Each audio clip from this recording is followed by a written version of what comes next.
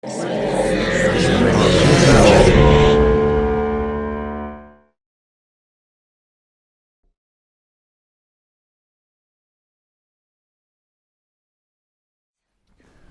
got 17 minutes to 0 hour.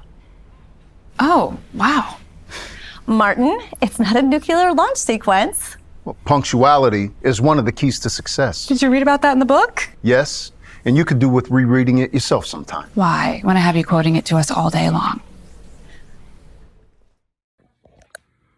OMRO is absolutely in the vein of those crime thrillers that we all know and love from growing up and that are kind of hard to come by these days, of that kind of quality where you're getting all of the action and the gunfights and the fighting, but you're also getting the character piece of it, the intensity of being a hostage, the suspense and ticking clock of being a robber. Those things are really highlighted here in a way that lesser films in this genre are unable to do.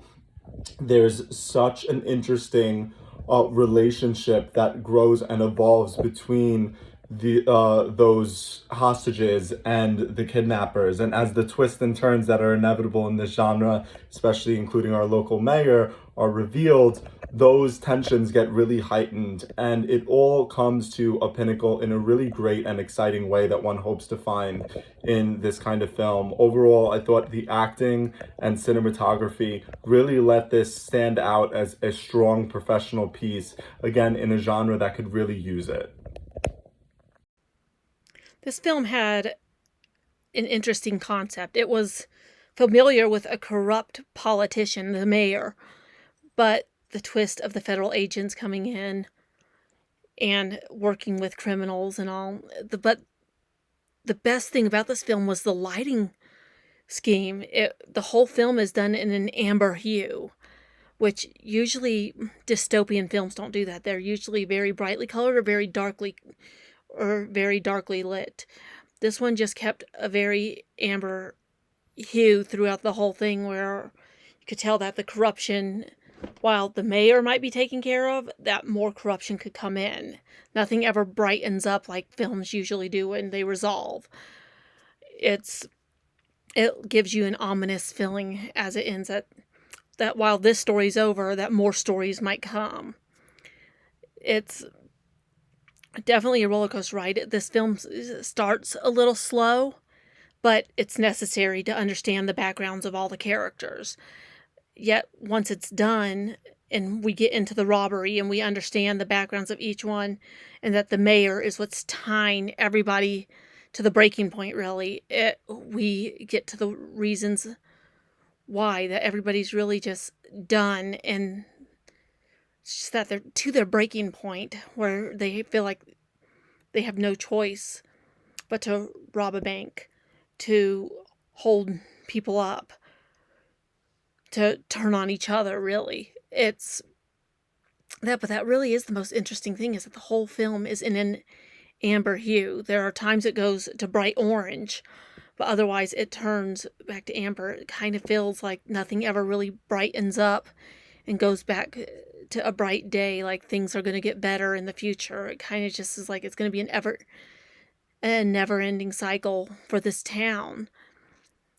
It's kind of that reflection of what the political life is for a lot of people and what people really think of it, especially within America. It's that one where corruption rules and it stays within that shadowed hue, that amber color where you can't see the brightness at the end of the tunnel. OMRO. I really liked this feature about this town, sort of a small town where probably nothing really happens, and now we have this major scandal happening and murders, bank robbery going down. And I like the relationship between the father and the son, and the exes, all of that played really well together. The drone shots from the top made this film kind of level up. I thought it just looked very cinematic, and the shots were great of the town, just kind of giving us that perspective. And the water tower was great in the beginning and the end. At first I didn't love all the dark sort of rooms, the colors of like the mayor's office and the bank manager's office. I felt were a little too dark, but as it went on, I appreciated it more, and I liked the sort of sepia tone when it was the father and the son in the diner. It was like every area had its own tone, so I did appreciate it. The acting was really good, especially Cole and Jared. I just really loved, Gerard, the characters. I loved those actors a lot. I thought they had really great screen presence. The father was really good too. I love the line, "Don't be an idiot all your fucking life." Don't be an idiot all your fucking life. When Gerard says that to, I think it was Marty, the bank manager, that made me laugh. And the dynamic between the mayor and his assistant was really rather funny, and I kind of wished like it was a little tighter. The directing could have been a little, more there, because I think they had such potential in some of their scenes. I don't know. I just felt like they needed to have a little more like a tightening up or something. But it was really a great dynamic between the two of them. And of course the dynamic with the bad guys was great.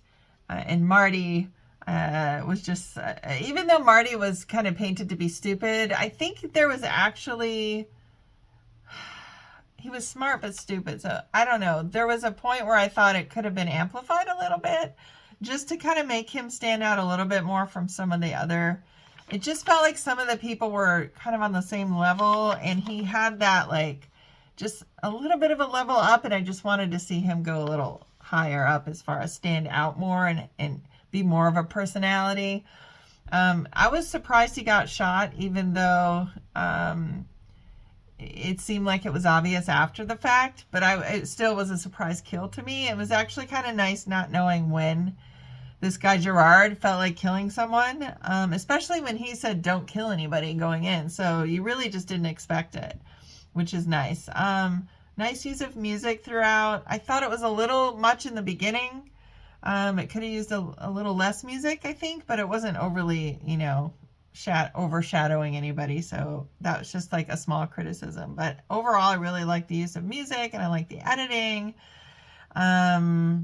I liked the shot when he was drilling inside the safety deposit boxes, and then you guys showed the inside of the deposit box. That was a great shot.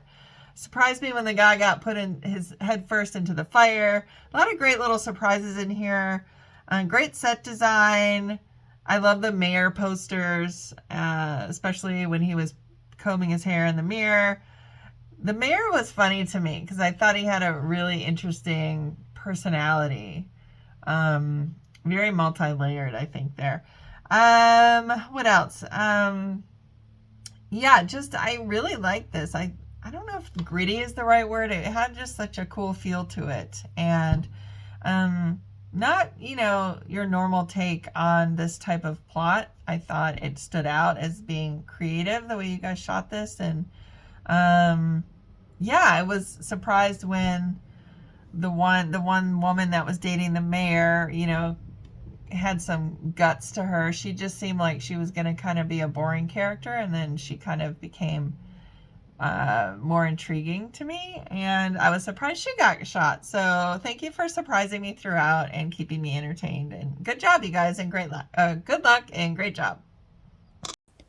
This film, OMRO, was really dynamic and attention-grabbing. I love the high-energy action moments, and I think the way that they showed the power differences in their relationships, and especially during the hostage situation, was really great and really engaging. I think it was really, really well cast, and the actors did a great job, and I also loved the constant slight movement of the camera, especially in the action moments, because it added an extra layer of a raw feel to the moments, and like a layer of anxiety, and it was a really great artistic choice to bring the viewers in. I think the story was really cool, and it was kind of different spin on a classic hostage movie, and I loved the the plot twists. Like when the one girl was told she would be set free and she'll live a long, happy life, and as soon as she steps outside, she's shot dead. I definitely didn't expect it, and I think it really turned up the chaos and the stakes of the situation.